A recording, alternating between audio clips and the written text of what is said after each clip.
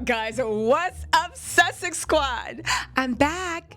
Did you miss me? Y'all, listen. Shout out to my girl Valerie and my girl Michelle for emailing me and being like, baby, where are you at? You are about to get your membership to Sussex Squad revoked. Baby, I'm back. The summer is pretty much over and we are doing what we need to do. Y'all, listen, it looks like the settlement talks have come down. I know you already heard the news. Mr. I'm going to end homelessness is evicting 2 families so that Kate can have, I guess, her settlement agreement. Now listen, William and Kate say they are in love forever. I don't ever find that to be true for any of the royals. And this is no shade to Kate, even though you know we love shading her. This is just what royals do. I mean, literally, honestly, y'all, let's actually, can't put my arm over this couch. Let's actually talk about it, okay?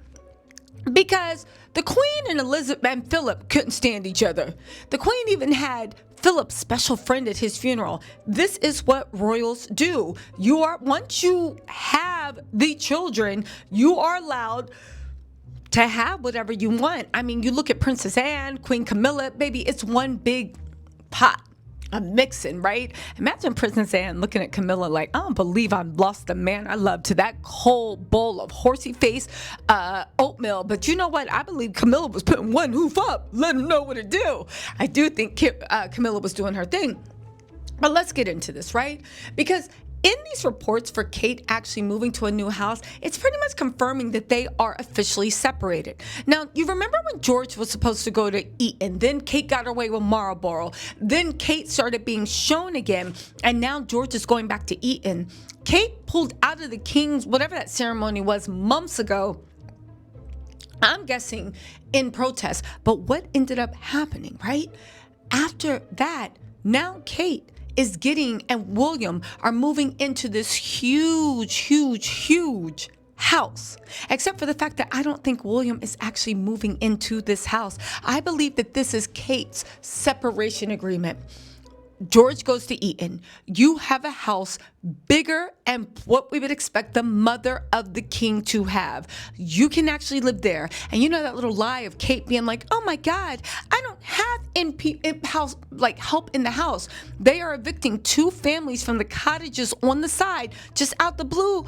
Don't care, just because Kate needs someplace for her staff. Now, hear me out. We all saw what happened to Diana. We saw what happened to all of them. I won't want any staff in my house either. You know, they just spying, getting notes, trying to get ingrained and running things. So I understand why Kate is like, y'all stay out of the house. But yet and still, it's actually pretty shocking that while the media has been hammering Harry and Meghan so much, they have pretty much gone incognito on this, and they are trying to just act like this is just something normal, loving couples do. Again, this is a house for Kate. But let's talk about the eviction because, you know, I realized something now that I see what's going on in America, right? The media is run by the rich people, and the rich people are determined to protect the crown. Kate and William, I know everybody calls Kate lazy. Kate's whole identity and need in a misogynistic, patriarchal society is for her to be a breeder. Kate's doing her job. Kate's doing her job. You can call them lazy, you can call them whatever, and I believe they are all doing this. But see, we're the ones that have things screwed up. Kate and that's why William's like, oh, y'all are the ones that got things twisted. You don't know how things go. See, the biggest con in my mind that Queen Elizabeth did is a life of service. So in those hard times in wherever she was, the 70s, 80s, and whatever, and 60s, when things were very, very scarce, and it looks like it's going that way again, she decided to say, this is what I think.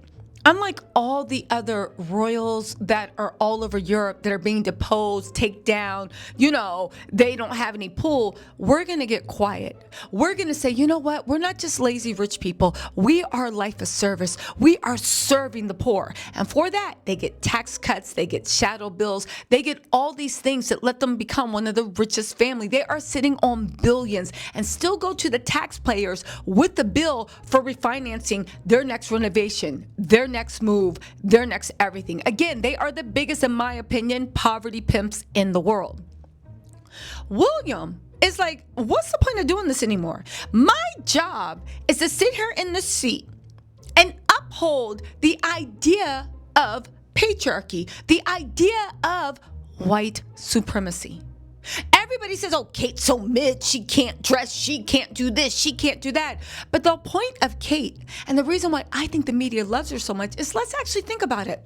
The point of Kate is to send a message to every single woman of color that you can be better in every way. You can look better, you can dress better, you can perform better, you can do the job better, you can bring benefits, you can bring eyes. Everything we say we value, you can give it to us better, right?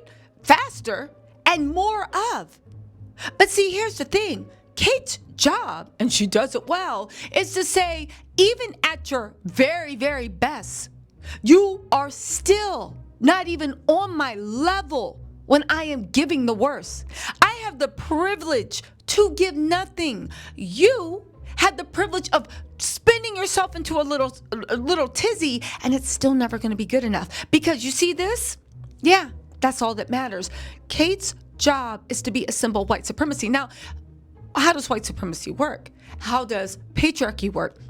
Well, in the patriarchy, and this is what Kate signed up for, in the patriarchy, the only way you can be valued is if you are what? If you are young, beautiful, quiet, stupid, and you bear children. That is what the patriarchy wants for women. Okay? That's all they want. Kate was fine. She signed up for it. She wanted to be literally the patriarchy princess and pretty soon the patriarchy queen. Kate is doing what she needs to do. But also in that unwritten thing is for women, because you can only be valued for your youth, your beauty, your childbearing age, and if you are submissive. They have to put the Kates of the world at the top of the pyramid, because if they only tell you, remember that Office episode when Dwight told Angela, you can be in charge of the women because he couldn't run anything?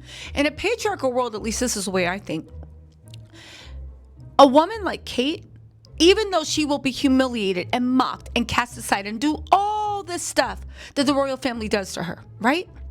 She will at least dominate over every other woman. But think about it. That's what the deal is. You will be treated badly by the men in power, but you will always be looked at as the most competent, the most beautiful, the most everything, no matter what you do.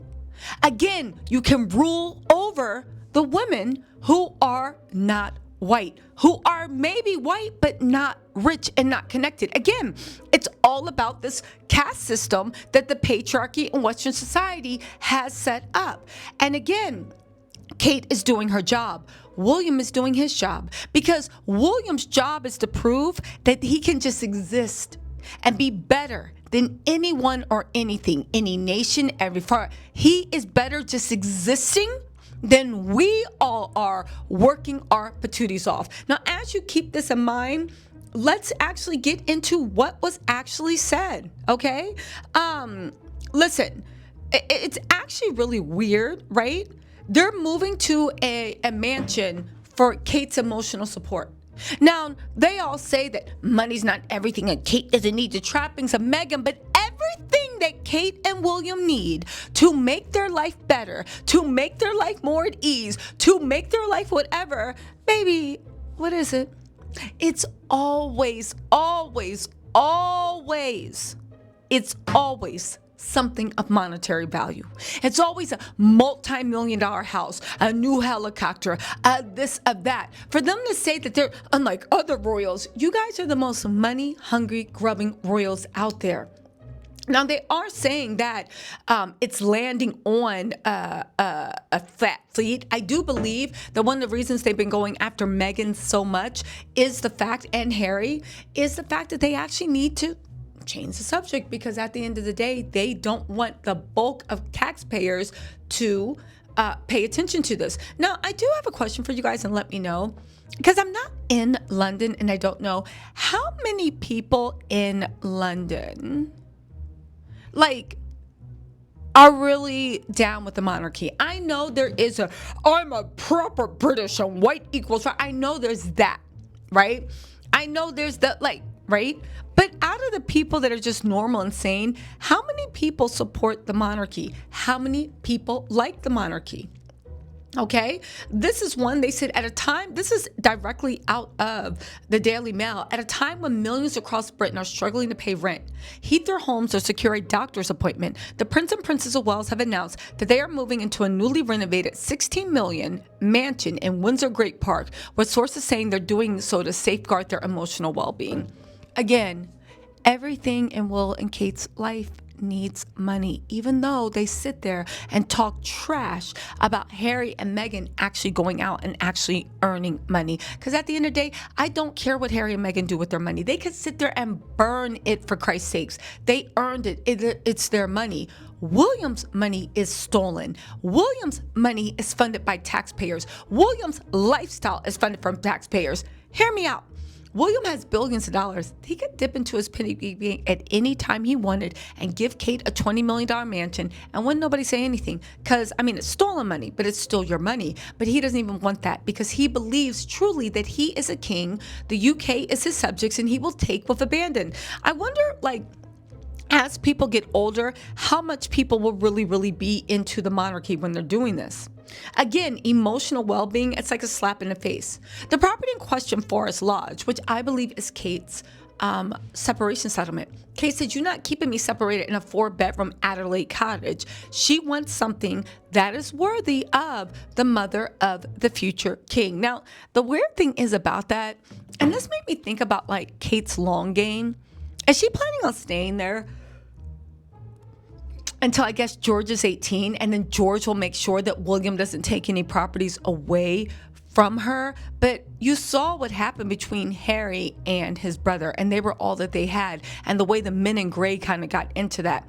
What's going to happen when they try to sever the relationship between George and his mother? Because Kate's assuming that George is going to be like, "Yes, mommy, I love you forever," when they are very good at separating familial ties.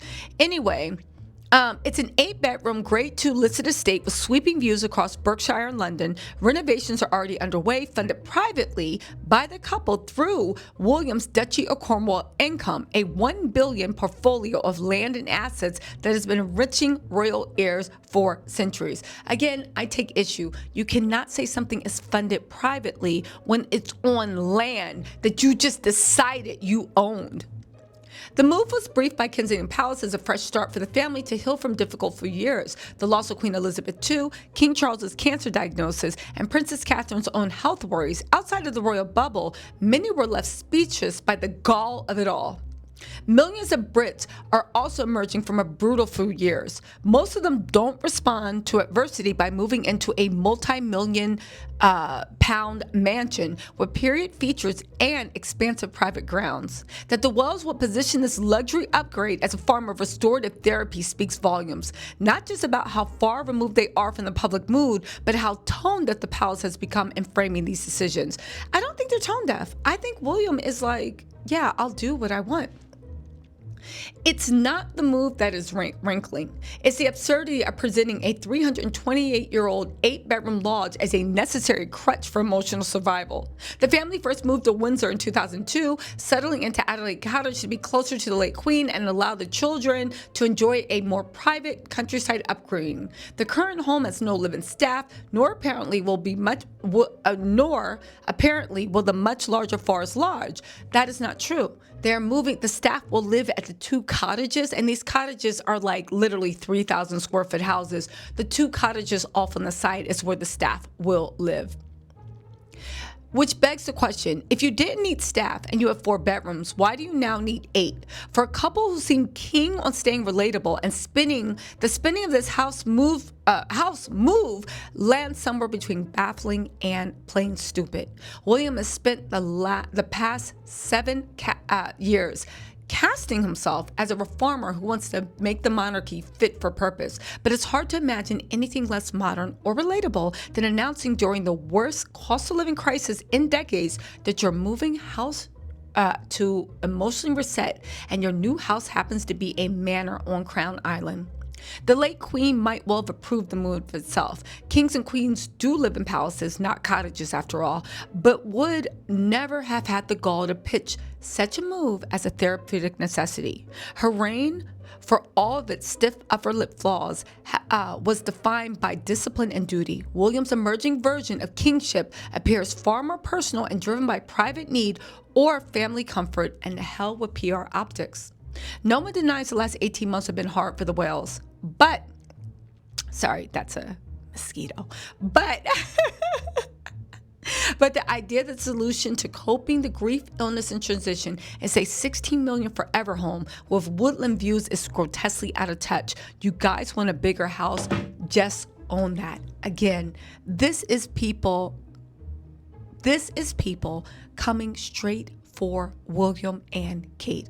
Again, I've said it once and I've said it again. William is going to be the downfall of this monarchy. But that said, they are doing exactly what they were bred to do.